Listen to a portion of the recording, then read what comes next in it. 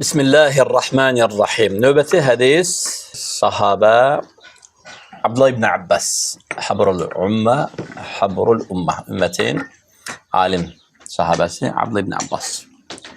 Buyurur ki, Allah Resulü sallallahu aleyhi ve sellem'den belə eşitdim. Ələ uxbirukum binisaikum min əhlil cənnə. Sizin cennet ehlinden olan zövcələriniz hakkında size haber verir mi? Teşvik babında ve ala bâbe teşvik ve has, yani sanki fikri topluyor, cem edir, sual verir ve teşvik yaratır. Buyurur ki Allah Nebisi sallallahu aleyhi ve sellem, Ələ uxbirukum, elə size haber verir mi? Deyirlər, bələ, haber verir ya Resulullah. Deyir ki, el-vedud. El-vedud sevimli. Yani siz de onu sevirsiniz, o da sizi sevir. Özünü sevdirir. Yani kabul olan bir zövcədir. Yani anası da sevir, atası da sevir oğlanın. Yani kaynana da razıdır, kaynata da razıdır, gelin de razıdır. Tamam mı? Yani baldız da razıdır. Yani insan özünü sevdirmeye başarır. Yani tekebbürlü değil. Yani öz yerini bilir. El-vedud, sevimli. El-velud, çoxlu uşaq doğan. Burada ne qəsd çoxlu uşaq doğan? Bu insanın elinde olmayabilir. Yok, burada qəsd olunur, doğrusunu Allah bilir. Çünkü bazı kadınlar var ki uşaq doğmağı özünə qadan edir. Maniyə törədir. Uşaqdan özünü mən eləyir. Hə, nə, mən onları saxlayan deyiləm, mən onlara baxan deyiləm, nə edirəm mən 3 uşağı, nə edirəm mən 5 uşağı, nə edirəm mən 6 uşağı və yaxud da ki, formamı itirəcəm, görkəmi itirəcəm, tez qocalacam, belə olacam, elə olacam. Yox, cənnət əhlinin sifətinə malik olan zövcə əl-vəduddur. Ərinin sevimlisidir. Ərini razı koyur.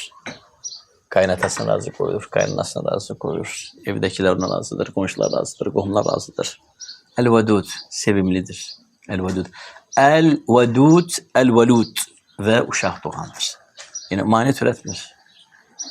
Halk arası ne deyirlər? Allah'tan gelen bir paydır. Allah Teala verdi, kurban olun. Tamam. Ama insan görsen maniye türedir. Koymur, hədd koyur. 2 ile kifayətləndirik. 2'den o yana olmayacak. Söhbət bağlandı, əks halda mən getdim və s. Yox. El-velud. Həmçinin el-u'dud. El-u'dud ne deməkdir? Alə zəvcihə. Əlləti izə ədət əv uziyət cəət.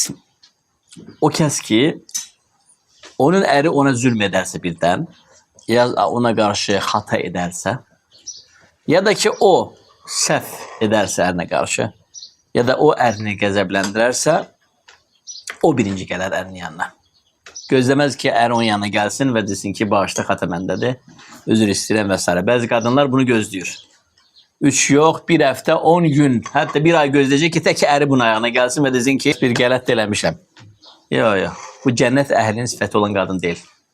İstirlap hicablı olsun, istirlap namazlı olsun. Cennet ehli sifəti olan kadın kişinin mənliyini oynamır.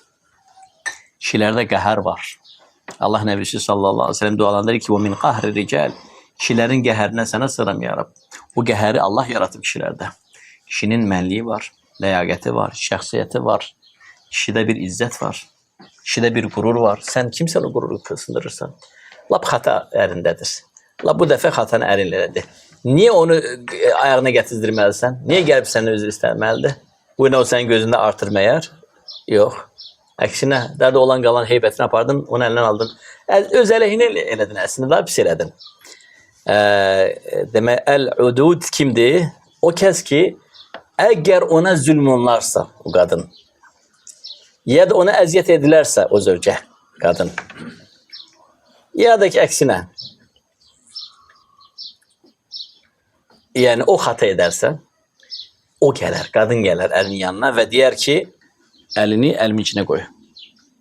Fevallahi gözüme yuhu gitmeyecektir, ta ki seni razı koymayınca. Ama görersen subhanallah, ne var, bazı bir hata eləmsən, adam inciyip, senin yanında yatır, yüzüne çevirir, seni danıştırmır, 1 gece, 2 gece, 3, 4, 5, 6, 7, 8, 1 ay, gözlür ki sen gel bundan özür istersen.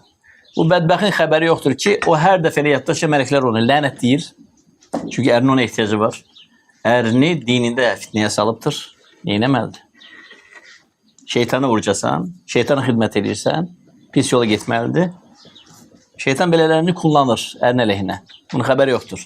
O bilmir ki, hər gecə elə yatda şərinin yanında danışdırmadan onu, ondan üzr istəmədən, onu könlünə almadan, ona barışıq üçün birinci gəlmədən mələklər onu lənətləyir. Yəni bu nədir? Digər rivayətdə gəlir ki, Əl-Hurul-İn, cənnət huriləri səmadan boylar deyərlər ki, ey kəniz, unutma ki, o sənin yanında əmanətdir.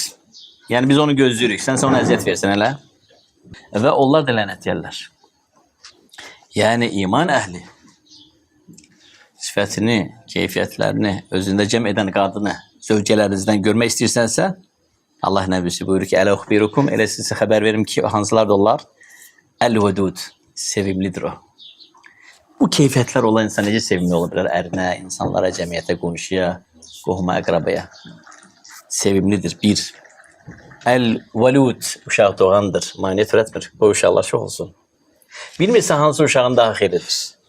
Bilmirsən hansının ruhusundan sən də dolanacaqsan. Bəlkə 9-cu sən bəyənmədin. Aborta apardığın uşaq ən ruzulu uşaq olacaq. Bütün 7 nəslə baxacaq. Hamısı birdən qaldıracaq. Hardan bilirsən? Əl-Udud alə zəvciha və zövcəsinin yanına o gedən. Barışıq üçün o birinci iqdam edən.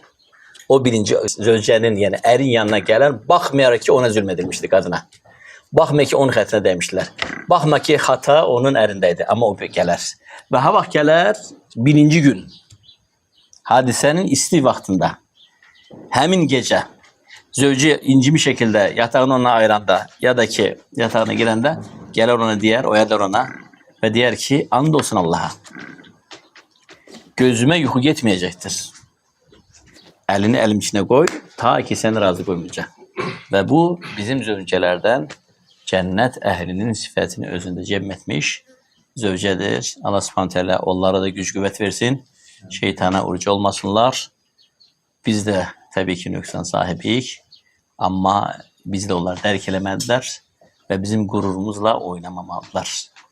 Çünki onlar bunu edərlərsə, uşaqların da, ailənin də, heç kimin də yanında hörmətiniz qalmaz. Kişinin heybəti var.